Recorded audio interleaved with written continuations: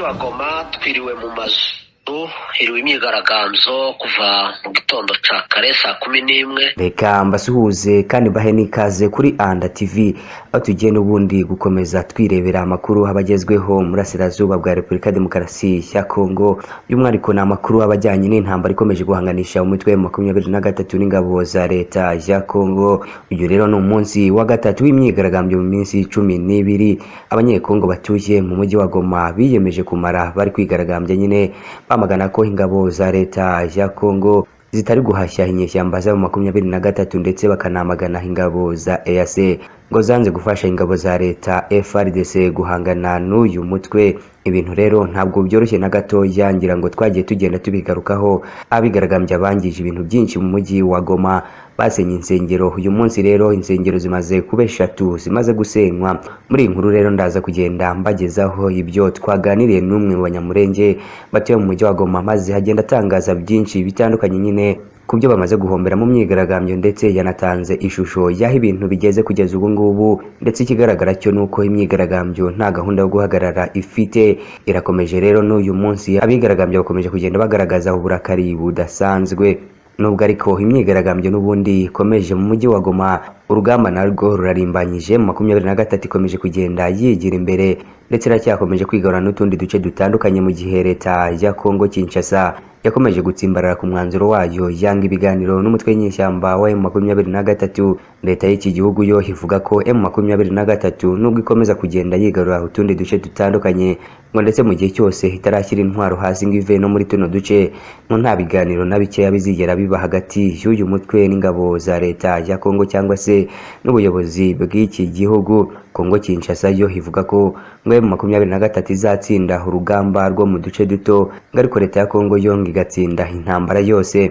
Mbere rero yuko turebera hamwe umwuka uri Goma, uko imyigaragambyo iramutse n'uko ibintu byaho nyine byifashe kugeza ubu, reka maze mbabwire ko Perezida Felix Tshisekedi hasabwa kurebera kuri Abiy Ahmed maze ngagakemura ikibazo cya M23 binyuze mu biganiro. Abasesenguzi mu bya politiki bavuga ko mu gihe Perezida Felix Tshisekedi ngatigiye kuri mugenzi we Abiy Ahmed, Minisitiri w'Intebe wa Ethiopia, ngatazigira abasha guhagarika intambara hanganyemo n'umutwe wa 23 ugizwe n'abanyekongo bavuga ururimi rw'ikinyarwanda. Hashize igihe ubutegetsi bwa Abiy Ahmed buhanganye n'inyeshyamba zikomoka mu ntara ya Tigray zizwi nka TPLF, zari zimaze igihe zarigometse ku butegetsi bwa Ethiopia zishaka ubwigenge bw'iyo ntara. Nubwo ubutegetsi bwe bwagaragaje imbaraga za gisirikare no guhangana n'inyeshyamba za TPLF, hakabasha no kuzisubiza inyuma hafi kuzigeza ahitwa Imekere mu murwa mukuru w'intara ya Tigray, ntibyabujije Minisitiri w'Intebe wa Ethiopia Abiy Ahmed kwemera kwicarana nazo maze bakagirana ibiganiro mu rwego rwo gushakira igihugu cye cya Ethiopia amahoro arambye. Ibi kandi byatumye amahoro agaruka muri iki gihugu, ubu intambara ikaba yararangiye. Aha niho benshi mu masesenguzi mu bya politike bahera bavuga ko Perezida Felix Tshisekedi nawe ngo yagakwiye kumureberaho maze akemera ibiganiro umutwe wa 23 umusaba ngo kugira ngo bagire ibyo bumvikanaho mu rwego rwo guhosha imirwano no gushaka igisubizo kirambye ku mutekano wa Repubulika Demokarasi ya Kongo. Iba bishingiraho nk'uko Perezida Felix Tshisekedi nta gisirikare afite ngo cyabasha guhagarika umuvuduko wa M23 ukomeje kwigarura ibice byinshi muri teritwari ya Rucuru na Masisi ho mu ntara Kivu y'Amajyaruguru. Bemeza ko kuva M23 yakongera kubura imirwano mu mpera z'umwaka wa 2021 ntacyo Perezida Felix Tshisekedi hatakoze nko kwifashisha imitwe y'inyeshyamba za FDLR, CMC Nyatura, APCLS, Codeco, Pareko, abacancuro b'abazungu no kugura intwaro zikomeye zirimo n'indege z'intambara zo mu bwoko bwa Sukhoi 25 aheruka kugura mu Burusiya kugira ngo abashe gutsinda M23. Ariko kugeza amaginga ya uyu mutwe ukaba ukomeje kumubera ibamba no kwigarurira ibice byinshi bitandukanye, ari nako bica abasirikare benshi b'iki gihugu mu mirwano ibahanganishije. Perezida Felix Tshisekedi kandi ntacyo atakoze muri diplomasi, amaze kugenda azenguruka ibihugu byinshi kandi bikomeye ku isi agaragaza ko M23 hari umutwe w'iterabwoba gushyigikiwe n'u Rwanda na Uganda, ariko wateye igihugu cye uturutse mu burasirazuba. Gusa ariko ibi byose bikaba bikomeje gufata ubusa. Igisubizo rero yakunze guhabwa kuri iyi ngingo ni uko M23 ari abanyekongo barwanira uburenganzira bwabo, bityo ko hagomba kwemera inzira y'ibiganiro akabatega amatwi kugira ngo yumve ibyo bamusaba birimo no guhabwa uburenganzira bwabo mu gihugu cyabo cya Repubulika Iharanira Demokarasi ya Kongo. Aba basesenguzi kandi banzura ko nta yandi mahitamo Perezida Felix Tshisekedi afite atari kwemera kwicarana na M23 bakagirana ibiganiro ngo kugira ngo intambara ibashe guhagarara, bitaba ibyo akaba ashobora kwisanga uyu mutwe umusanze mu rwa mukuru Kinshasa, aho guhora yitwaza ibihugu bituranyi birimo u Rwanda ku isonga. Nguko noneho reka dukubitire mu mujyi wa Goma maze turi umwuka ukomeje kuhagaragara ku bijyanye n'imyigaragambyo imaze iminsi 3 itangijwe n'abanyekongo bigaragambya bamagana umutwe w'inyeshyamba wa M23, bamagana kandi kuba ingabo za EAC zaranze kwishora muri iyi mirwano ngo zifashe ingabo za leta ya Kongo FARDC guhangana n'umutwe wa M23. Kuri mikoro rero ya mugenzi wacu w'umunyamakuru twabashije kuganiriza umwe mu banyekongo b'abanyamurenge batuye mu mujyi wa Goma, maze tugaragariza byinshi bikomeje kugenda bibakorerwa, by'umwihariko ihohoterwa rikomeye cyane nyine rikomeje gukorerwa abavuga ururimi rw'ikinyarwanda muri iyi myigaragambyo ikomeje kubera mu mujyi wa Goma. Mu mujyi wa Goma twiriwe mu mazu, hiriwe imyigaragambyo kuva mu gitondo ca kare saa 11 nibwo sore zazindutse mu muhanda zifunga imihanda, nyuma mu saa zija kuba 5 nibwo batangiye kwangiriza aya matorero yacu hano kuri Goma no gupiye amaduka yo muri uyu mujyi wa Goma. Imyigaragambyo se bivuga ko yatewe n'iki? Imyigaragambyo kuva ku munsi w'ejo nibwo batangiye kulanse ama message bavuga donc bifuza kuko EAC yakwifatikanya na guverinoma ya Kongo cyangwa se FARDC kurwanya M23. Ni nkico cyatumye baje mu mihanda batakira EAC kugira ngo ifatikanye nabo kugira ngo birukane umwanzi babona kuko yegereje ari mu nkengero z'umujyi wa Goma.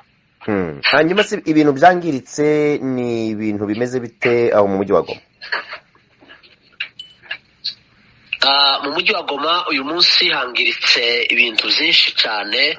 Hari amatorero agera kuri 3 y'abanyamurenge yasenywe. Hari itorero rya Gerizo des Âmes niryo bahereyeho mu gitondo, bararisenya batwara ibintu byose byarimo guhera kuri instruments z'urusengero, intebe, batwara ibintu byose byo mu rusengero guhera ku dututi twa mazabao byose baratwara, batwara n'imyango n'amadirisha. Bazamuka ku itorero rya Ramacace riri Nyabushongo naryo bararisenya, ndetse banarisenye ryose muri uwo mwanya. Baje kuri Ndingoni Kingdom naryo bararisenya, nyuma baje kugaruka ku itorero rya Gerizo des Âmes baje gusenya naryo bararikundura. Urumva hangiritse ibintu byinshi. Apare y'ibyo haje mu mujyi bapiye n'amaduka, amashopu, amatelefone y'abacuruzi bava mu Rwanda n'abandi b'abanyamurenge ba hano muri uyu mujyi wa Goma. Umuntu ashobora kwibaza amakanisa y'abanyamurenge yaba se afitanye isano n'ingabo za EAC za Kenya cyangwa se afitanye isano na M23 amakanisa kugira ngo baje kuyasenya? Oya, ni bwa bugome bwabo. Bagiye mu muhanda bafunga imihanda, babona kuko bitari tosha, bashaka baja kwihora, nibwo kuja kumurana amakanisa bavuga kuko ari ay'abatutsi, ariko nta sano na rimwe bifitanye, nta EAC ihasengera. Ni bwa bugome bwabo gusa bwo kutwangaza no kutwirukana, gushaka kudusenya y'amacakubiri yabo. Nta bantu se bo bahasize ubuzima mu banyamurenge batuye kuri Goma ndetse cyangwa n'abandi batutsi muri rusange n'abandi bavuga ikinyarwanda? Urumva ko ibikorwa byibasiwe n'iby'abantu bavuga ikinyarwanda ndetse n'abanyamurenge. Mu bigaragara mu banyamurenge nta wahasize ubuzima, kubera ko twese twareveye, twari tuzi kuko imyigaragambyo iba, abantu bose biriwe mu mazu. Nyuma nibwo hari abagabo barimo abapasitori bagiye ku rusengero rwa Rama, ariko nyuma polisi ijya kubaproteja ibatwara ibahisha ahantu. Naho muri rusange abatutsi bose ntabwo twamenye amakaritiye yose uko byagenze, ariko mu bigaragara mu banyamurenge nta bahasize ubuzima usibye gusa kuko badusenyeye izo bintu navyo zatubabaje cyane, kuvuga ngo badusenyeye amakanisa y'amajambere twari dufite, badutwara n'ibintu by'agaciro cyane byinshi. Mu bigaragara nta bantu bapfuye. Ni ukuvuga ko iyi myigaragambyo biramenyeshwa n'abantu bose bakabimenya ko igomba kuba n'ibintu mbese bisa n'ibiteguye. Ni ibintu biteguye kandi mu bigaragara nta kintu na kimwe cyagiye kibikoma imbere.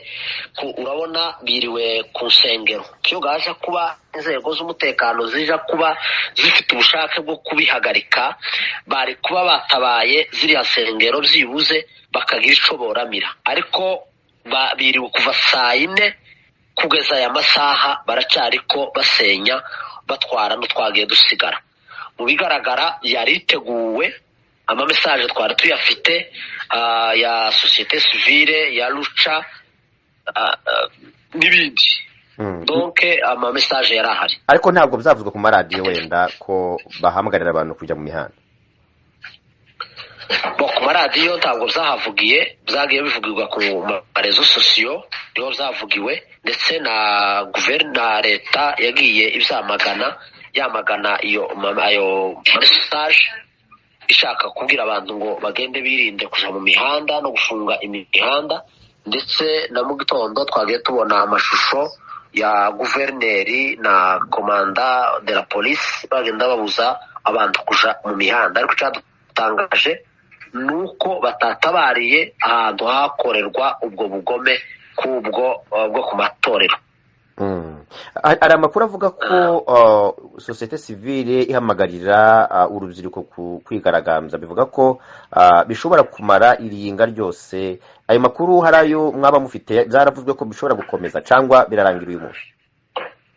Yego, bikurikiranye n'imyiteguro yabo, ama message yabo bagiye balanse mbere yuko banjira mu gikorwa, bavuze kuko iyi myigaragambyo iza kumara icumweru cyose, kandi ibikwereka kuko ari ibintu byari biteguye. Uhereye n'ibigo by'amashuri bagiye babuza abana kuva, n'ababyeyi babandikira ntimwohereza abana. Urumva byari ibintu byari bikomeye cyane, birashobora gufata ico cumweru cyose urebye ukuntu ibintu bakoze.